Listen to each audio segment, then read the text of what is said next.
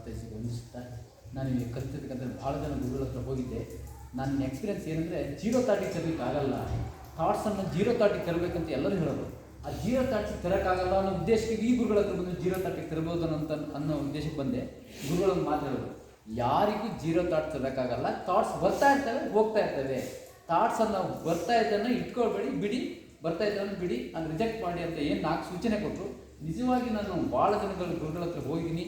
ನಾನು ಕೆಲವೊಂದು ದೇವರ ಸೇವೆಯನ್ನು ಮಾಡ್ತಾ ಕೆಲವೊಂದು ಹೀಲ್ಸನ್ನು ಮಾಡ್ತಾ ಹೋಗ್ತಾ ಇದ್ದೀನಿ. ಆದರೆ ಈ ಜೀರೋ ಥಾಟ್ಸ್ ಬಗ್ಗೆ ನಾನು ಕಾಲೇಜ್ ಕಳಿಸ್ತೀನಿ. ನನಗೆ ಜೀರೋ ಥಾಟ್ಸ್ ಬರ್ತಿರಲಿಲ್ಲ ಅನ್ನೋ ಬಗ್ಗೆ ಭಾಳ ಆಳವಾಗಿ ಅಧ್ಯಯನ ಮಾಡ್ತಾಯಿದ್ದೆ. ಅದಕ್ಕೋಸ್ಕರನೇ ಗಾಂಧಾರಿ ವಿದ್ಯೆ ಅಂತ ನನಗೆ ಮೆಸೇಜ್ ಬಂದು ಮೊಬೈಲಲ್ಲಿ ಬಂತು. ನಾನು ಗಾಂಧಾರಿ ವಿದ್ಯೆ ಮಕ್ಕಳಿಗೆ ಕಲಿಸೋಕ್ಕಿಂತ ನಾನು ಒಂಚೂರು ಹೋಗಿ ನೋಡ್ಕೊಂಬರೋಣ ಅಂತ ಬಂದೆ.